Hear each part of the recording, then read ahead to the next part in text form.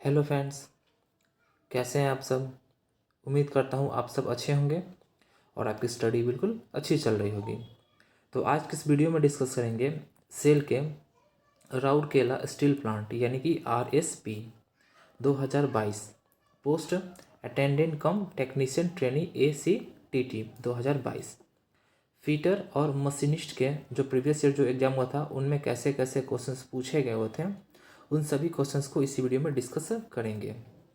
तो ये set third रहने वाला है और इसके पहले मैंने सेट 1 और 2 दे रखा है, यानी 2 सेट मैंने दे रखा है। अगर आप लोगों ने इन दोनों सेटों को नहीं देखा है तो जाकर देख सकते हैं, प्लेलिस्ट में इसका वीडियो आपको मिल जाएगा। और फ्रेंड्स, अगर आपको फ्री PDF चाहिए तो आप हमारे टेलीग्राम को ज्वाइन कर सकते हैं। टेलीग्राम का लिंक किसी वीडियो के नीचे डिस्क्रिप्शन में मिल जाएगा, वहाँ से जाकर ज्वाइन कर सकते हैं। तो फ्रेंड्स, टॉपर नहीं बनना है, एग्ज़ाम पास करना है।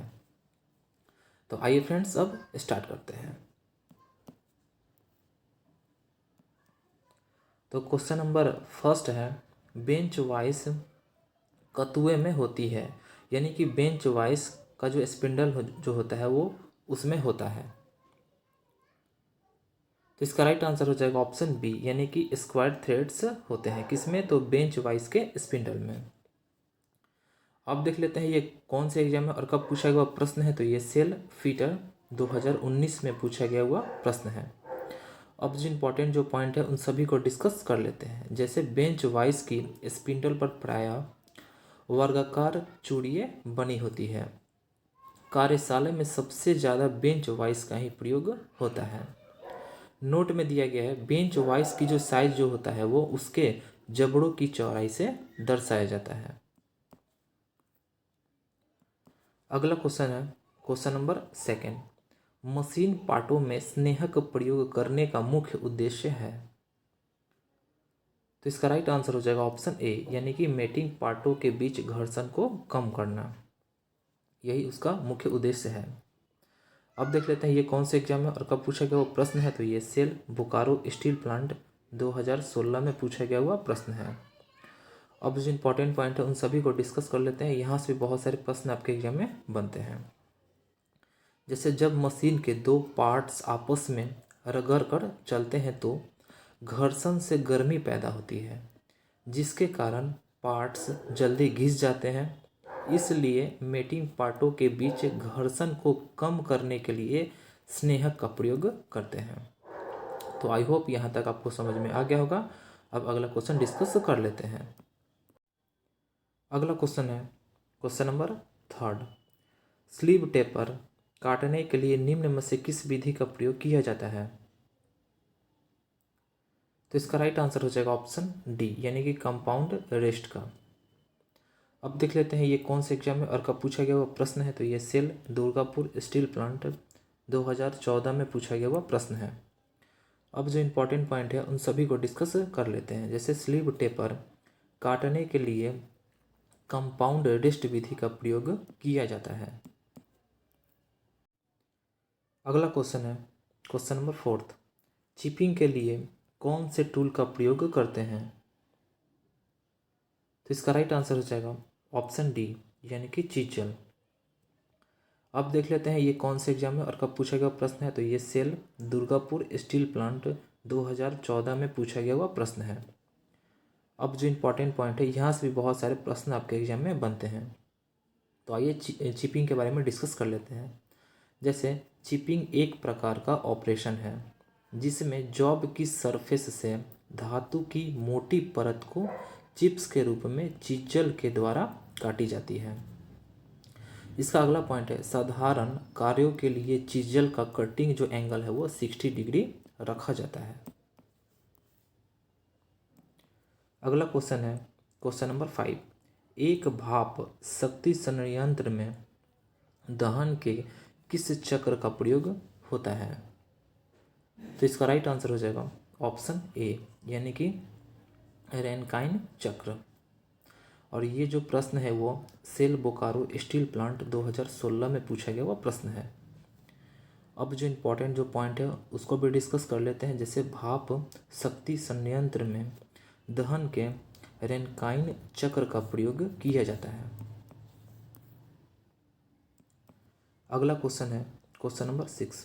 किस धातु की चादरें गर्म एवं ठंडी अवस्था में रोलिंग द्वारा बनाई जाती है? इसका प्रयोग गटर प्रसार जोर लगाने के लिए करते हैं। तो इसका राइट आंसर हो जाएगा ऑप्शन सी, यानी कि GI सीट। अब देख लेते हैं ये कौन से एग्जाम में और कब पूछा गया प्रश्न है। तो ये सेल बोकारो स्टील प्लांट 2016 में पूछा गया वो प्रश्न है। अब जो इम्पोर्टेंट जो पॉइंट है उसको भी डिस्कस कर लेते हैं। जैसे GI सीट धातु की चादरें गर्म एवं ठंडी अवस्था में रोलिंग द्वारा बनाई जाती है। इसका प्रयोग गटर प्रसार जोड़ने लगाने यानी कि जोर लगाने के लिए करते हैं। अगला क्वेश्चन है क्वेश्चन नंबर 7। ठोस बियरिंग की हानि निम्न में से कौन है? तो इसका राइट आंसर हो जाएगा ऑप्शन डी, यानी कि एक बार जब सुराख शाफ्ट डायमीटर से बड़ा हो जाता है तो उसे ठीक करने की बजाय बदलना ही पड़ता है। और ये जो प्रश्न है सेल बोकारो स्टील प्लांट 2016 में पूछा गया प्रश्न है। अब जो इम्पोर्टेंट पॉइंट है उसको भी डिस्कस कर लेते हैं। जैसे ठोस बियरिंग की हानि यह है कि एक बार जब सुराख शाफ्ट डायमीटर से बड़ा हो जाता है तो इसे रिपेयरिंग नहीं किया जा सकता, इसे बदलना ही पड़ता है। अगला क्वेश्चन है क्वेश्चन नंबर 8। किस बुश का प्रयोग लिंक तथा ऑयल इंजन के कनेक्टिंग रॉड में छोटे सिरे पर करते हैं जहां रेडियल लोड होता है? तो इसका राइट आंसर हो जाएगा ऑप्शन ए, यानी कि प्लेन बुश। और ये जो प्रश्न है सेल बोकारो स्टील प्लांट 2016 में पूछा गया हुआ प्रश्न है। अब जो इम्पोर्टेंट पॉइंट है उन सभी को डिस्कस कर लेते हैं। यहाँ से भी बहुत सारे प्रश्न आपके एग्जाम में बनते हैं। जैसे प्लेन बुश के बारे में, तो ये बिल्कुल साधारण आकृति के होते हैं। ये बुश वहाँ प्रयोग किए जाते हैं जहाँ रेडियल लोड पड़ता है, जैसे इंजन के कनेक्टिंग रॉड के छोटे सिरे पर। ये कांसे यानी कि ब्रॉन्ज के बनाए जाते हैं। अगला क्वेश्चन है क्वेश्चन नंबर 9। एंगल प्लेट में झिरियाँ कटी होती है, इन्हें इसलिए बनाया जाता है। तो इसका राइट आंसर हो जाएगा ऑप्शन बी, यानी कि जॉब को नट बोल्ट द्वारा क्लैंप करने के लिए। और ये जो प्रश्न है सेल दुर्गापुर स्टील प्लांट 2014 में पूछा गया हुआ प्रश्न है। अब जो इम्पोर्टेंट पॉइंट है उन सभी को डिस्कस कर लेते हैं। जैसे जॉब को किसी विशेष एंगल पर सहारा देने के लिए बनाई गई कास्ट आयरन अथवा कास्ट स्टील की 90 डिग्री के कोण पर बनी प्लेट एंगल प्लेट कहलाती है, यानी कि 90 डिग्री के कोण पर बनी प्लेट जो है वो एंगल प्लेट कहलाती है। इन प्लेटों में झिरियाँ कटी होती हैं जिसे जॉब को नट बोल्टों द्वारा क्लैंप करने के लिए बनाया जाता है। अगला क्वेश्चन है क्वेश्चन नंबर 10। क्रॉस कट छेनी कितने कोण पर फॉर्ज किए जाते हैं या फिर की जाती है? तो इसका राइट आंसर हो जाएगा ऑप्शन ए, यानी कि 30 डिग्री पर। और ये जो प्रश्न है सेल दुर्गापुर स्टील प्लांट 2014 में पूछा गया प्रश्न है। अब जो इम्पोर्टेंट पॉइंट है उन सभी को डिस्कस कर लेते हैं। जैसे अनुप्रस्थ काट छेनी यानी क्रॉस कट चीजल की कटिंग एज की चौड़ाई उसकी मोटाई से कम होती है। इसका प्रयोग किसी कार्यखंड में खांचे यानी ग्रुप्स काटने के लिए किया जाता है। इसके द्वारा शाफ्ट या हब में कीवे काटे जाते हैं। इसको 30 डिग्री के कोण पर फॉर्ज किया जाता है। अगला क्वेश्चन है क्वेश्चन नंबर 11। एक फेस प्लेट निम्नलिखित में से किसको पकड़ने के लिए प्रयोग की जाती है? तो इसका राइट आंसर हो जाएगा ऑप्शन सी, यानी कि अनियमित जॉब को पकड़ने के लिए किया जाता है। अब देख लेते हैं ये कौन सा एग्जाम है और कब पूछा गया वो प्रश्न है। तो ये सेल दुर्गापुर स्टील प्लांट 2014 में पूछा गया वो प्रश्न है। अब जो इम्पोर्टेंट पॉइंट है उन सभी को डिस्कस कर लेते हैं। जैसे फेस प्लेट के बारे में, तो यह ढलवा लोहे की एक गोल डिस्क होती है जिसके केंद्र में एक चूड़ी कटा हुआ छेद होता है, जिसके द्वारा इसे मुख्य स्पिंडल के चूड़ीदार सिरे पर कसा जाता है। इसका उपयोग अनियंत्रित आकृति तथा बड़े साइज के उन कारखंडों को पकड़ने के लिए किया जाता है जिन्हें चक तथा केंद्रों की सहायता से नहीं पकड़ा जा सकता है। अगला क्वेश्चन है क्वेश्चन नंबर 12। फ्लैट चीजल के कटिंग एज में कुछ कन्वेक्सिटी क्यों दी जाती है? तो इसका राइट आंसर हो जाएगा ऑप्शन सी, यानी कटिंग एज को धातु में फंसने से बचाने के लिए दी जाती है। और ये जो प्रश्न है सेल दुर्गापुर स्टील प्लांट 2014 में पूछा गया हुआ प्रश्न है। अब जो इम्पोर्टेंट पॉइंट है उन सभी को डिस्कस कर लेते हैं। जैसे फ्लैट चीजल के बारे में, तो इसका प्रयोग वर्कशॉप में साधारण कार्यों के लिए लाया जाता है। इसका कटिंग एज थोड़ा उन्तोदर यानी कि कन्वेक्स होता है, जिससे कटिंग करते समय सिरों में नहीं घसता। वह कम ताकत में कटिंग आसानी से होती रहती है। अगला इसका पॉइंट है BIS के अनुसार यह 100 से 400 mm तक लंबाई में पाई जाती है। अगला क्वेश्चन है क्वेश्चन नंबर 13। माइक्रोमीटर में स्पिंडल व एनविल के फेस बने होते हैं। तो इसका राइट आंसर हो जाएगा ऑप्शन ए, यानी कि कार्बाइड के बने होते हैं। और ये जो प्रश्न है सेल बोकारो स्टील प्लांट 2016 में पूछा गया हुआ प्रश्न है। अब जो इम्पोर्टेंट पॉइंट है उन सभी को डिस्कस कर लेते हैं। जैसे माइक्रोमीटर में स्पिंडल और एनविल फ्रेम पर लगा होता है जो क्रोमियम स्टील के बने होते हैं, जिनके ऊपर कार्बाइड टिप लगाई जाती है जिससे कार्य करते समय वह घिसता नहीं है।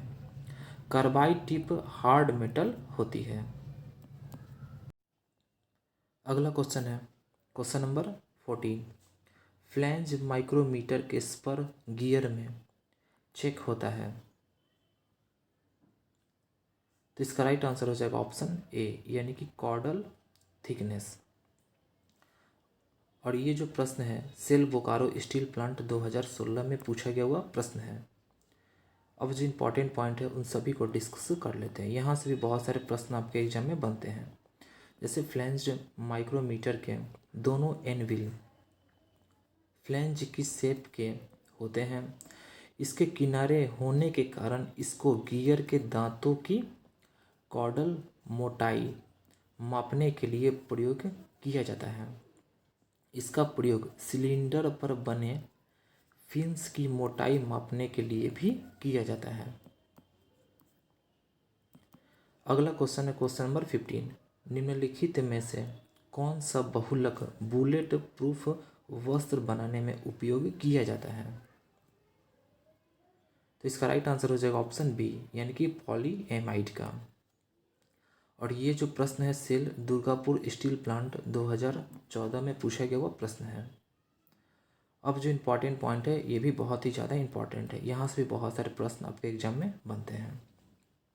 उन सभी को डिस्कस कर लेते हैं। जैसे पॉलीएमाइड बहुलक का उपयोग बुलेट प्रूफ वस्त्र बनाने में किया जाता है। इसका अगला पॉइंट है पॉलीकार्बोनेट का प्रयोग भी इन्हीं उद्देश्य में किया जाता है। इसका अगला पॉइंट है बेकेलाइट का उपयोग मग, बाल्टी, बिजली के स्विच, कंघी आदि बनाने में किया जाता है। अगला है टेफ्लॉन। टेफ्लॉन का उपयोग ना चिपकने वाले खाना पकाने के बर्तनों में लेप चढ़ाने में किया जाता है। अगला क्वेश्चन है क्वेश्चन नंबर 16। तांबे का गलनांक होता है।